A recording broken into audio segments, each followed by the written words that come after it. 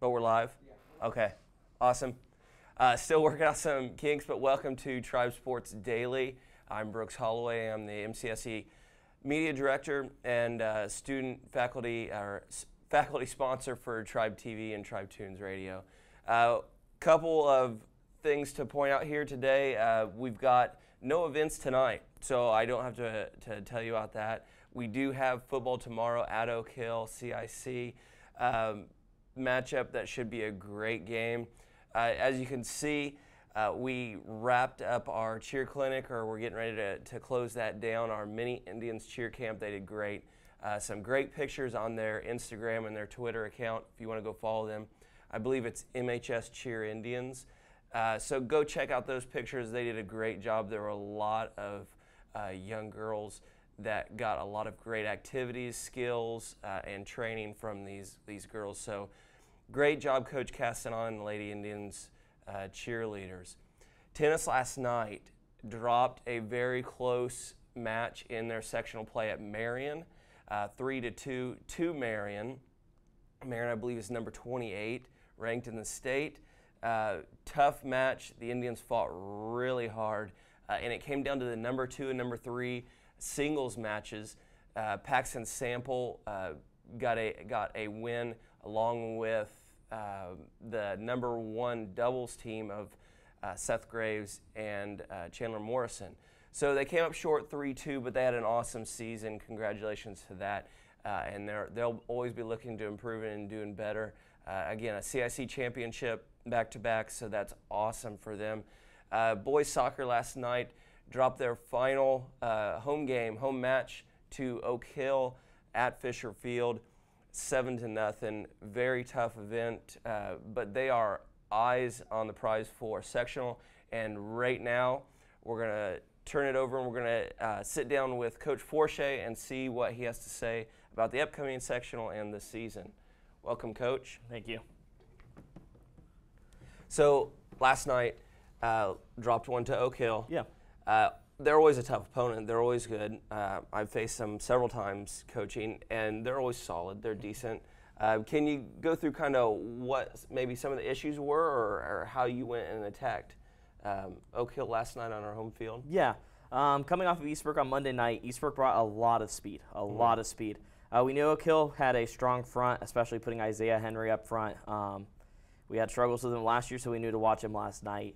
And the age difference showed. We're still a very young team. We had some discipline issues early, and it continued, unfortunately, throughout the second half. And Oak Hill's disciplined. They stayed strong. They stayed firm in their foundations. That they wore us down 30 minutes into the game. It's 2-0. We're looking good. We're looking great. We give up 2 goals in the final 2 minutes of half to go down 4-0, and heads start dropping a little. Halftime, reevaluate. Let's get the effort going. Effort never was an issue, fought all 80. We just need to start now getting our foundations firm for Marion next Wednesday. Right. So tell a little bit about Marion then. How do you plan on slowing them down? Are you gonna park the bus, or are you gonna try to break out, maybe get it out wide, keep them away from the middle? Or what's kind of, I know you don't want to give away your game plan, but what's your main worry or main focus on maybe controlling their skill level, their possession? Biggest thing is looking at Marion, especially watching them against Yorktown this past week, being able to see some of that game. We have to shut them down fast. Our defense, we've gotten better throughout the season on not giving time. Because giving time allows for runs. It allows for that pass to get off, and that's when you're in trouble. You block the pass, you're good to go. So I want my defense stepping up a lot faster, starting in the midfield at my defensive level, to shut down any runs before they can go get the ball back going our way. The other major one is using our speed. We have a lot of speed on the outside, and I want to utilize it. I want to get it outside, go down and then be able to cross it in for my strengths in the center. But we're going to tweak on some defense tonight, talk through what it needs to look like. Our biggest blessing is with the bye, we do get 4 days of practice before playing another game. Awesome. Anything else you'd like to touch on this season?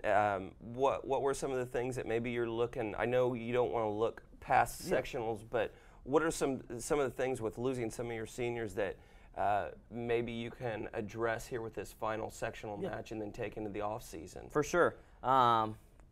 We're lucky. I would say this past year we lost some key pieces. It's always hard to replace a goalkeeper, and Connor Lehman has stepped up phenomenally. He sits, after last night, 218 saves on the season. It's a 79.5 save percentage, which is something that I'm thrilled with, because we struggled last year. He worked this offseason and showed. So I want him to keep working on it so we can get those stats even stronger for next year, hopefully lower those shots overall. Right. But the percentage I want up. Other big one is our hardest one to replace is I'm losing one of my 2 center backs and then also my general of the midfield.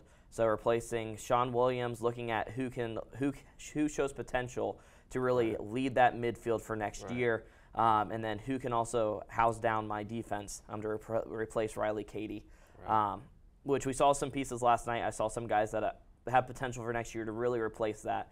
But we have a young core. This freshman class that came in has some phenomenal starters, especially with Colin Yoder, Andre Saladay, and Josh O'Connell anchoring that down. Sophomore class is strong in speed. Noah Drake and Thomas Steelman leading that we still have them for two, 3 more years, depending on if they're freshman, sophomore. I want to see them step up and really be able to use them next year to build this program up. Right. That's awesome. So Coach Forche, we want to wish him and the soccer team then the best of luck here. They have 4 days to prep for Marion, which is a big opponent in the sectional. We know they're going to handle the job. Our girls, I believe, open with Mechanical in the sectional in their opening round game, and we have cross country getting ready to compete and wind down their season, and then we still have a couple more football games left. Volleyball is pretty close as well to closing down their season, and we'll bring you the remainder of the action and all the results here on TribeTV Sports Daily, along with our live coverage of those events on our TribeTV network over on theCUBE. Thank you so much, Coach Forche, and thank you for watching.